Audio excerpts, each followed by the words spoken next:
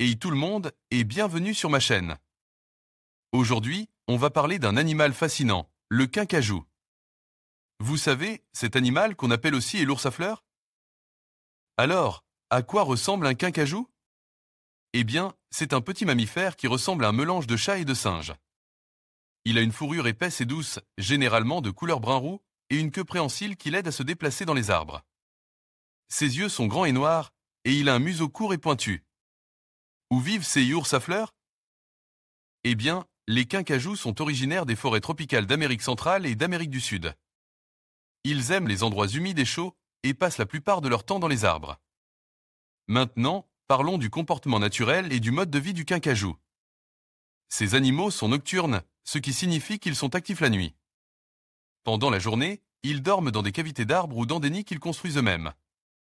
Ils sont des animaux solitaires, mais ils peuvent se rassembler en petits groupes pour se nourrir.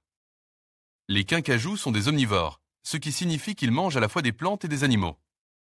Leur régime alimentaire comprend des fruits, des fleurs, des feuilles, des insectes, des petits oiseaux et des œufs. Ils ont une langue longue et collante qui leur permet de lécher le nectar des fleurs et de capturer les insectes.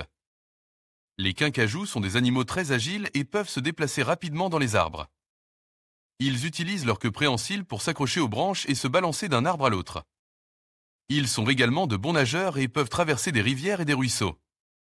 Les quincajous sont des animaux très intelligents et peuvent apprendre à résoudre des problèmes. Ils sont également connus pour être très joueurs et aiment se chamailler avec leurs congénères. Malheureusement, les quincajous sont menacés par la perte de leur habitat et le commerce illégal d'animaux de compagnie. Il est important de protéger ces animaux et de s'assurer qu'ils ont un habitat sûr et sain pour vivre. J'espère que vous avez apprécié cette vidéo sur les quincajous. N'hésitez pas à laisser un commentaire et à partager cette vidéo avec vos amis. Et n'oubliez pas de vous abonner à ma chaîne pour ne pas manquer les prochaines vidéos. Hey tout le monde, aujourd'hui on parle du quincajou, un animal fascinant qui est souvent appelé l'ours à fleurs. Alors, que mange un quincajou? Eh bien, c'est un animal omnivore, ce qui signifie qu'il mange à la fois des plantes et des animaux. Son régime alimentaire est composé principalement de fruits, mais il peut aussi manger des insectes, des œufs, des petits mammifères et même du nectar. Les quincajous sont connus pour leur amour des fruits mûrs, comme les bananes, les mangues et les papayes. Ils ont une langue longue et collante qui leur permet d'atteindre le nectar profond des fleurs. La reproduction des quincajous est assez particulière.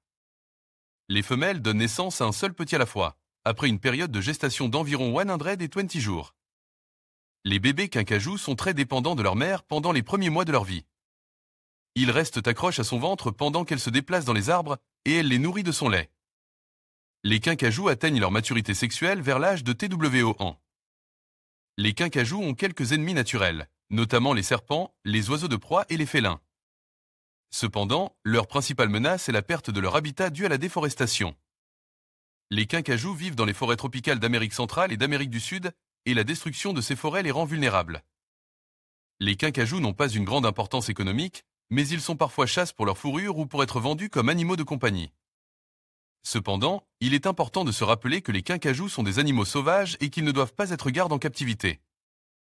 J'espère que vous avez appris quelque chose de nouveau sur le quincajou aujourd'hui.